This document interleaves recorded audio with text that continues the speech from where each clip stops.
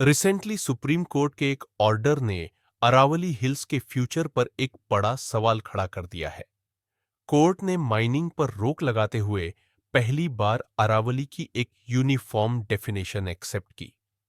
लेकिन दोस्तों, इस वर्डिक्ट के बाद अरावली को बचाने वाले खुश नहीं हैं, बल्कि डीपली कंसर्न है, क्योंकि कोर्ट ने कहा कि सिर्फ वही पहाड़ियां अरावली मानी जाएंगी जो लोकल रिलीफ से 100 मीटर या उससे ज्यादा ऊपर हों।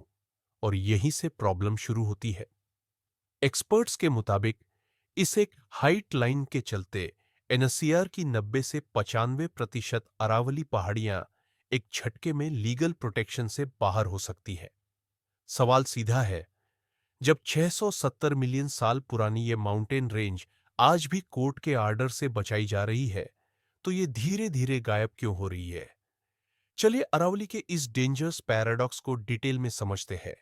इसकी हिस्ट्री से लेकर ज्योग्राफी, इकोलॉजिकल इंपॉर्टेंस और आज चल रहे उस साइलेंट डिस्ट्रक्शन तक, सब कुछ। दोस्तों, आज हम जिन रेंजेस की बात कर रहे हैं, उन्हें वर्ल्ड की one of the oldest geological features माना जाता है। अरावली रेंज भारत के नॉर्थ वेस्टर्न पार्ट में है, दिल्ली, हरियाणा, राजस्थान से होती हुई गुजरात तक। आपको शायद आश्चर्य होगा कि ये रेंजेस भारत देश से भी पुरानी है। जब हिमालय का कोई अता पता नहीं था, तब से ये धरती पर मौजूद है। मॉन्टोलॉजी यानी स्टडी ऑफ माउंटेन्स के अकॉर्डिंग अरावली ने ही इंडियन सबकॉन्टिनेंट के शेप और क्लाइमेट को डिफाइन किया। एक्सपर्ट्स तो यहां तक कहते हैं कि 750 मिलियन साल पहले अरावली में हुए मलानी वोल्केनिक इरप्शन ने ही धरती को आइस एज से बाहर निकाला और लाइफ को ट्रिगर किया। आज भी ये रेंजेस राजस्थान जैसे वाटर स्कार्स स्टेट की प्यास बुझा रही है। यहां तक कि हमारा राष्ट्रपति भवन जिस रायसीना हिल्स पर है, वो भी अरावली का हिस्सा है। लेकिन क्या आपको पता है, बीते 4 दशकों में ये रेंजेस गायब होने की कगार पर है। सुप्रीम कोर्ट की सीईसी रिपोर्ट के अनुसार राजस्थान की 128 में से 31 पहाड़ियां गायब हो चुकी है, यानी 25% हिस्सा इंसानी लालच की भेंट चढ़ गया। हरियाणा में भी अरावली की लंबाई रातों रात कम हो गई है। आखिर ये पहाड़ जा कहाँ रहे हैं? Geology brief. अरावली एक ओल्ड फोल्ड माउंटेन है। करोड़ों सालों के इरोजन के बाद अब इसकी एवरेज हाइट 600 से 900 मीटर ही बची है। गांधी जी ने कहा था, धरती सबकी जरूरत पूरी कर सकती है, लालच नहीं।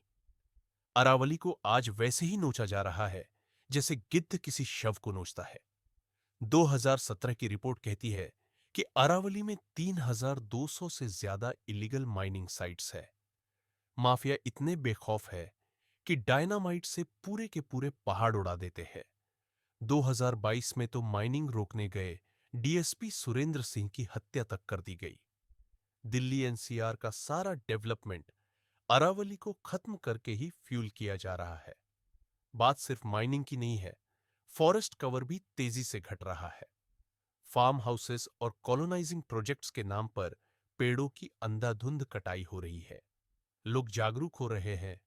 अरावली बचाओ जैसे चिपकू मूवमेंट फिर शुरू हुए हैं, लेकिन समस्या जस की तस है। इसका नतीजा क्या है? वाटर स्कार्सिटी और बढ़ता था डेजर्ट। अरावली एक नेचुरल बैरियर है जो रेगिस्तान को आगे बढ़ने से रोकता है। अगर ये खत्म हुआ तो पूरा उत्तर भारत एक धूल का मैदान बन जाएगा। नियम तो बहुत है, 1992 का नोटिफिकेशन, सुप्रीम कोर्ट के कई ऑर्डर्स, लेकिन इंप्लीमेंटेशन जीरो है। यहां तक कि सरकारें खुद माइनिंग खोलने की अपील करती है, क्योंकि वहां से करोड़ों की रॉयल्टी आती है। अंत में सवाल वही है, क्या हम एनवायरनमेंट की कीमत पर डेवलपमेंट चाहते हैं?